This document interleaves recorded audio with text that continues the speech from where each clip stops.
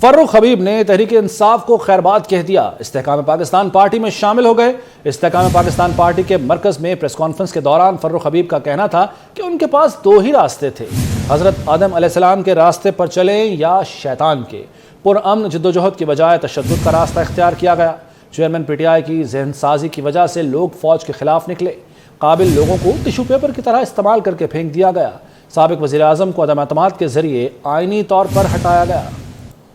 جو کچھ اس دن ہوا، جس طریقے سے ہوا، یہ انتہائی افسوسناک تھا، یہ انتہائی کنڈیمنیبل تھا۔ یہ پاکستان کی تاریخ کے اندر ایک سیاہ واقعے کے طور کے اوپر جو ہے اس کو یاد رکھا جائے گا۔ آپ نے چیزوں کو، ایک مائنڈ سیٹ کو ایک ایسے بوائلنگ پوائنٹ کے اوپر پہنچا دیا کہ لوگ اپنی افواج کے خلاف لڑنے نکل پڑے۔ ہمیں یہ پتہ ہی نہیں ہے کہ عمران خان صاحب نے بھی توشہ خانہ سے گھڑیاں لی ہوئی ہیں۔ آپ نے القادر یونیورسٹی ٹرسٹ آپ نے بنانا تھا، آپ نے بند لفافے میں ہی وہ پاس کروا دیا۔ ایسے ایسے قابل لوگ تھے جن کو آپ نے ٹیشو پیپر کی طرح یوز کر کے استعمال کر کے آپ نے ان کو جو ہے وہ سائڈ پہ کر دیا۔ آپ ان کو سابق صدر آصف علی زرداری نے مولانا فضل الرحمان سے ان کی رہائش گاہ پر ملاقات کی اور قائدین نے سیاسی صورتحال پر تبادلہ خیال کیا۔ مزید جان لیتے ہیں ہمارے نمائندے عثمان خان سے۔ عثمان، آگاہ کیجیے۔ جی بالکل، سابق صدر آصف علی زرداری کی پی ڈی ایم کے سربراہ اور جے یو آئی کے سربراہ مولانا فضل الرحمان سے اسلام آباد میں ان کی رہائش گاہ پر اہم ترین ملاقات ہوئی ہے۔ سابق صدر آصف علی زرداری نے مولانا فضل الرحمان سے ان کے خوش دامن کے انتقال پر افسوس کا اظہار کیا اور فاتح خوانی کی۔ ملاقات میں ملکی سیاسی صورتحال پر بھی تبادلہ خیال کیا گیا ہے۔ ملاقات ایک طویل عرصے بعد ہوئی ہے مولانا فضل الرحمان اور سابق صدر آصف علی زرداری کی، اور دونوں سیاسی جماعتوں کے ایک دوسرے کے بارے میں جو ہے بڑے سخت بیانات جو ہے وہ گزشتہ دنوں میں دیکھنے کو ملے ہیں، مگر آج سابق صدر آصف علی زرداری مولانا فضل الرحمان کے گھر آئے، ان سے تعزیت بھی کی اور ساتھ ہی ساتھ ملکی سیاسی صورتحال، آئندہ انتخابات اور سندھ کی سیاسی صورتحال پر گفتگو ہوئی ہے۔ جی ٹھیک ہے، بہت شکریہ آپ کا عثمان۔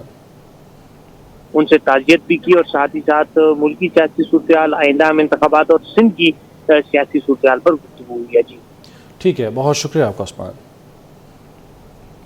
چیئرمین پی ٹی آئی کی مشکلات کم نہ ہو سکیں، سائفر کیس اڈیالہ جیل میں ہی چلے گا۔ پی ٹی آئی چیئرمین کو جیل ٹرائل کے خلاف ریلیف نہ مل سکا۔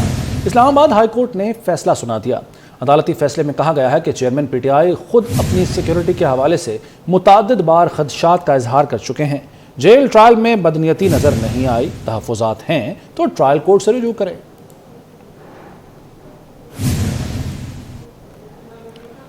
پیٹرول کی قیمت میں ریکارڈ 40 روپے کمی نے عوام کو خوش کر دیا۔ پیٹرول اور ڈیزل سستا ہونے کے بعد عوام توقع کر رہے ہیں کہ اشیاء ضروریہ کی قیمتوں میں بھی کمی ہوگی۔ دیکھیے ملتان سے سید زہیب بخاری کی رپورٹ۔ عوام کے لیے اچھی خبر، نگران حکومت نے پیٹرولیم مصنوعات کی قیمتوں میں بڑی کمی کر دی۔ پیٹرول 40 روپے جبکہ ہائی سپیڈ ڈیزل 15 روپے سستا ہو گیا۔ پیٹرولیم مصنوعات کی قیمتوں میں کمی پر عوام کا ملا جلا رد عمل سامنے آیا۔ کوئی خوش نظر آیا تو کسی نے قیمتیں دوبارہ بڑھنے کا امکان ظاہر کر دیا۔ اچھا کیا انہوں نے، غریب آدمی کے لیے بہت مشکلات ہیں، اللہ کرے کہ اور ان کو توفیق دے اللہ۔ کم از کم 200 پہ آ جائے یا 250 پہ ڈیزل پیٹرول، پھر کاروبار ہی صحیح چلے گا۔ مطلب کل ہے مہربانی انہوں نے کم کر دی ہے، ٹھیک ہے نا، یہ بھی بہت بڑا ان کا احسان ہے۔ جو غریب آدمی ہیں ان کے لیے تو یہی ضرورت کی چیزیں ہیں وہ سستی ہونی چاہیے نا۔ عوام بڑی تنگ تھی بھائی جان، مہنگائی اتنی ہو گیا، پیٹرول اب سستا ہونا چاہیے، بہت اچھا ہو گیا۔ میں تو کہتا ہوں یہ اور بھی کم ہو۔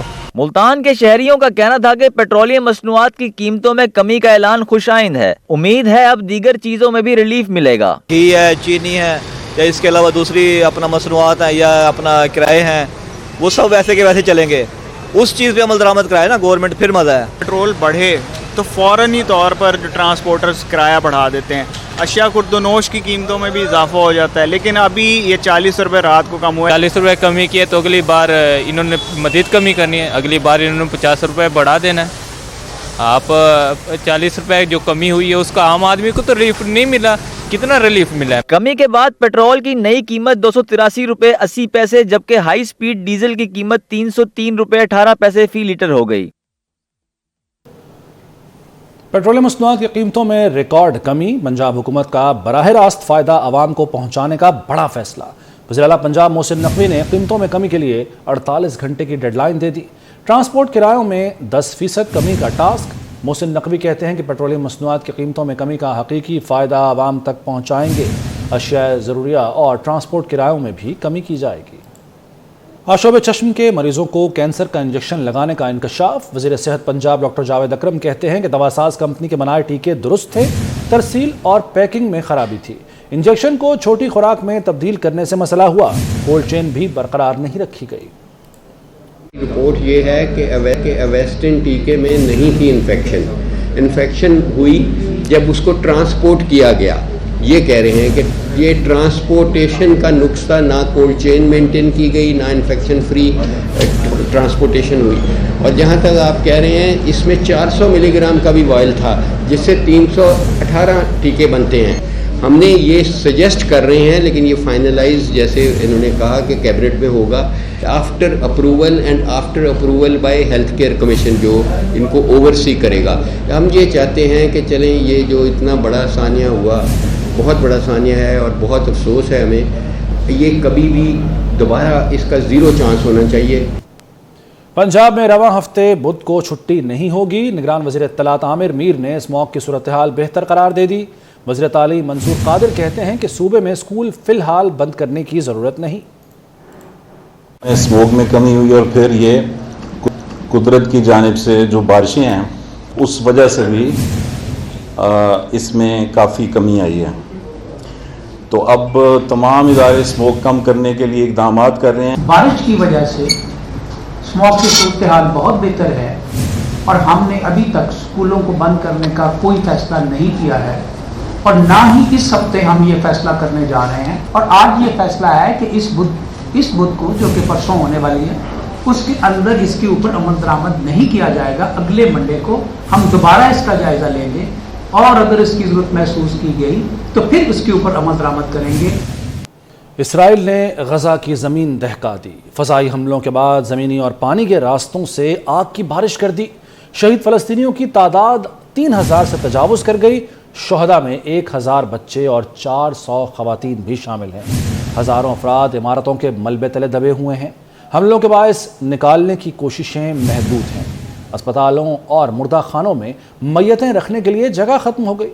حماس کے حملوں میں 1500 سے زائد اسرائیلی مارے جا چکے۔ اسرائیل فلسطینیوں کو بھوکا پیاسا مارنے پر تل گیا۔ محاصرے اور بمباری کے باعث غزہ میں پانی، غذا اور ادویات کی شدید قلت ہے۔ اسپتالوں میں صرف ایک دن کا ایندھن رہ گیا۔ ہزاروں زخمیوں کی جان کو خطرہ ہے۔ بے گھر افراد کی تعداد 10 لاکھ سے بڑھ گئی۔ غزہ میں انسانی امداد اب تک نہیں پہنچ سکی۔ اقوام متحدہ نے ہنگامی امداد کی اپیل میں کہا ہے کہ غزہ کا گلا گھونٹا جا رہا ہے۔ لگتا ہے دنیا انسانیت کھو چکی ہے۔ غزہ میں اسرائیل کے مظالم پر دنیا چیخ اٹھی۔ امریکہ کا یو ٹرن۔ جو بائیڈن نے غزہ پر اسرائیل کا قبضہ بڑی غلطی قرار دے دیا۔ قاتل اسرائیل کے وکیل امریکہ کو سعودی عرب میں خفت کا سامنا۔ امریکی وزیر خارجہ کے لیے سعودی ولی عہد محمد بن سلمان کی نو لفٹ۔ سعودی ولی عہد نے اینٹنی بلنکن کو ملاقات کے لیے گھنٹوں انتظار کرایا۔ مصر نے تل ابیب کے وحشیانہ حملوں کو اجتماعی تباہی سے تعبیر کر دیا۔ اسرائیل کی وحشیانہ بمباری کے باوجود غزہ کے شہریوں کے حوصلے آسمان پر ہیں۔ معمر فلسطینی خاتون نے ہمت اور حوصلے کی مثال قائم کر دی۔ کہا وہ کہاں جائیں گی، انہیں تو یہیں رہنا ہے۔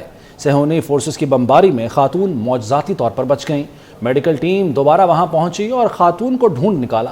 معمر خاتون آپ بیتی سناتے ہوئے اداس ہو گئی۔ کہنے لگیں سارا گھر تباہ ہو گیا، اس کے بھتیجے نے اسے ملبے کے نیچے سے نکالا۔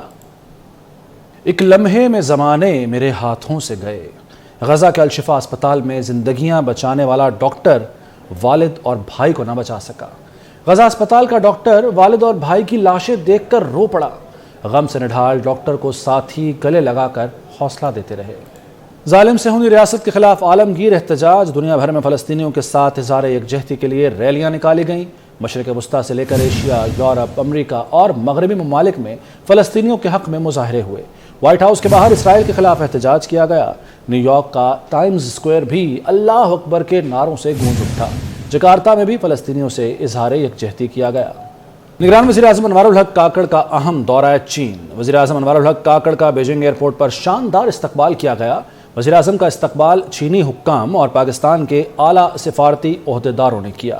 چین کے ٹی وی چینل CGTN کے اشتراک سے دورے کی خصوصی کوریج ہو رہی ہے۔ مزید جان لیتے ہیں CGTN کے نمائندے زینگ جبین سے۔ At the Beijing Capital International Airport, more than 10 heads of state or national politicians from the Belt and Road countries have arrived today. Now, caretaker Prime Minister of Pakistan, Anwar Khakhar, is arriving. There is a welcoming ceremony is being staged behind me, with honor guards of People's Liberation Army and people from various circles attending and giving a warm welcome to the caretaker Prime Minister of Pakistan, who will attend the Third Belt and Road Forum for International Cooperation to be held in Beijing from October 17 to 18. Last month, Chinese Vice President Han Zheng met with Khakhar on the sidelines of the United Nations General Assembly in New York, saying that China and Pakistan, linked by mountains and rivers and characterized by an everlasting friendship, all whether strategic cooperative partners. And as a response, Anwar Khakhar said that Pakistan firmly supports a series of major visions and initiatives put forward by President Xi Jinping, abides by the One China principle, and stands ready to work with China to continue to support each other and continuously inject new impetus into the development of bilateral ties. After his arriving, Anwar Khakhar and his delegation will be escorted to the guest house and get ready for the upcoming forum. जाली Pakistani passports पर 12,000 अफगान शहरियों का Saudi अरब पहुंचने का इंकशाफ हुआ है। वजारत दाखिला ने जाली पाकिस्तानी पासपोर्ट पर सफ़र करने वाले अफराद के खिलाफ तहकीकात का आगाज़ कर दिया है। मज़ीद जान लेते हैं हमारे नुमाइंदे अवैस कियानी से। जी अवैस। बिल्कुल 12,096 के करीब जो जाली और जो टेम्पर्ड पासपोर्ट पर जो है पाकिस्तान से ट्रैवल किया गया है। जाली और टेम्पर्ड पासपोर्ट पर जो है जो ट्रैवल करने में बड़ी तादाद में अफ़गानी भी शामिल हैं, जबकि गैर कानूनी तौर पर जो है वो पाकिस्तानी भी इसमें जो है इस लिस्ट में शामिल हैं। तकरीबन 3,000 इस फहरिस्त में अफराद की जो तहकीकात हुई उनसे पता चला कि बहुत ज़्यादा इसमें जो है वो अफ़गानी भी शामिल हैं। जो वजारत दाखिला में 5 रुकनी जो है वो तहकीकाती कमेटी कायम कर दी गई है, जो कि इस लिस्ट के हवाले से आदद शुमार इकट्ठे करेगी और तहकीकात करेगी कि इसमें कौन कौन से इदारे मुलविस हैं। स्पेशली तौर पर FIA और पासपोर्ट ऑफिस के हुकाम और इस तरह नादरा के हुकाम, इनमें कौन सी काली बेड़े हैं जो कि इन पासपोर्ट्स की जो है छपाई में और ये बनाने में जो है जिनका रोल रहा है, तो उन किरदारों को ज़िम्मेदारों का भी तयन किया जाएगा और 15 दिनों में जो है इस कमेटी ने अपनी सिफारिशात और रिपोर्ट जो है वजारत दाखिला में जमा करवानी है। ठीक है वैसे, बहुत शुक्रिया आपका।